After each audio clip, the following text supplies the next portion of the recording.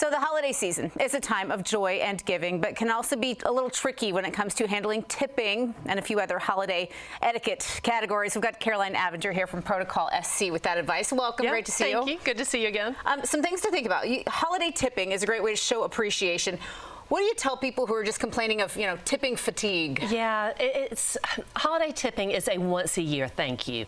It's not sort of the thing we do every time we go into a restaurant or to a coffee shop.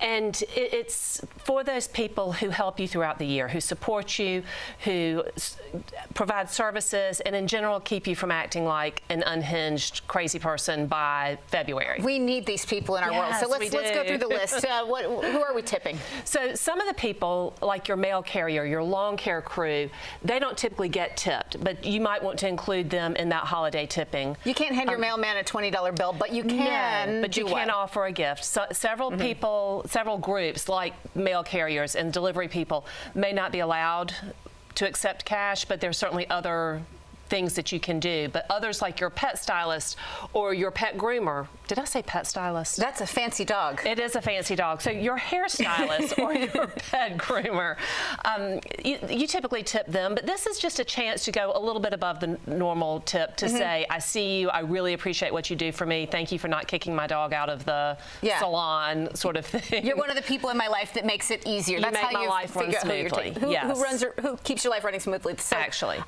Now, how much we tip, is there a rule of thumb on that amount? Lots of guides out there. Several of them suggest the cost of that service in addition to what you're actually paying, which is great and very generous, but that can sometimes, especially around the holidays, get a little tough from a budget standpoint. So I really like sort of the 20, 30, 50 rule, and 20% for someone who helps you throughout the year, but perhaps you don't have a relationship with, or you just see them occasionally.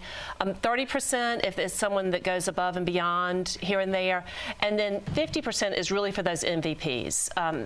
They show up early, they stay late, they see you when you haven't had your coffee yet, or like my hairstylist, they know all the skeletons in the closet. The hairstylist, the babysitter, the people in your inner circle. In your inner circle.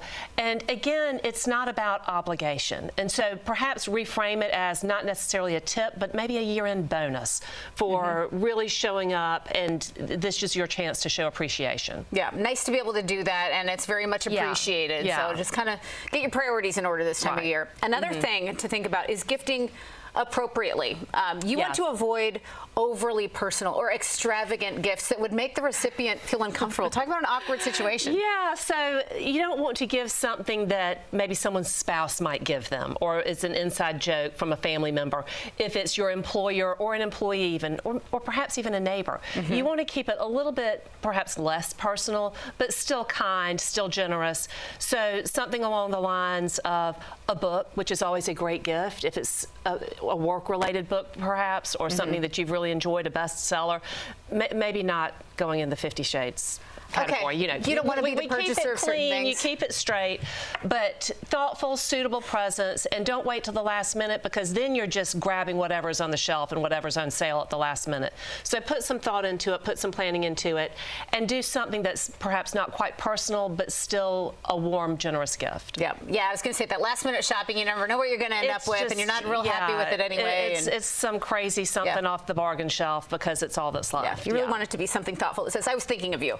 And then with all the parties, you're hosting parties, you're going to parties, you've got to think about RSVP etiquette. You've got to be mindful of dietary needs. But what about the RSVP? So the RSVP is respond if you please, not if you feel like it or if the spirit moves you. They want an answer, yes or no, are you coming? And by responding one way or the other, you're giving them a commitment. So if you say yes, you need to show up. And if there's a deadline, respond by the deadline instead of waiting till the last minute. And that doesn't mean responding on the day that it's due. As soon as you know whether you can or can't go, let the host know so that they can begin making plans. Maybe they've got some people that they couldn't fit into the invitation list, and they're waiting to hear, okay, so these people aren't coming, now I can pull these other people in that I really wanted to invite in the first place. That makes sense. I think people hesitate and they wait when it's going to be a no response. So like, oh, I don't want to, just say it. Just go ahead and get it out polite there. It is. Yeah, and it allows people to plan accordingly. Excellent. And then when it comes to, at these parties, especially you're the hostess, you're planning for all different dietary needs. What kind of spread are we aiming for? Yeah, if you know people have a particular allergy, maybe accommodate that allergy with a couple of dishes if it's sort of, an appetizer buffet. Or if you're sitting down to dinner and you know someone has an allergy, then you really want to be mindful of that and watch the cross-contamination and all, because you never know what can trigger someone's allergic response. If you are that person with the allergy, or you have some sort of food constraints based on religion or dietary preferences, let the host know in advance. Even offer to bring something that suits your dietary style so that they're not having to make an entire different meal for you. Absolutely. I'm sure they appreciate. I'm going to bring a snack, but just so you know, I can't be near, these things. Right.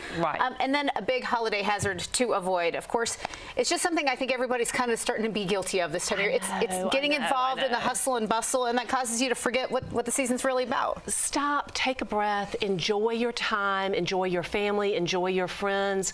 Learn to say no. If something is going to really impinge upon what makes the season meaningful for you, take that opportunity to RSVP no if you have to. Yeah. And pull it back to what really matters and what's going to give you joy and your family and close friends joy. Yeah, keep it simple, hunker down with your loved ones, and do all those special holiday things before it gets too wild out there. Right. All right, wonderful. Caroline, thank you very much. We appreciate it. Caroline handles all sorts of topics and leads trainings on professionalism and communications through the consulting service Protocol SC.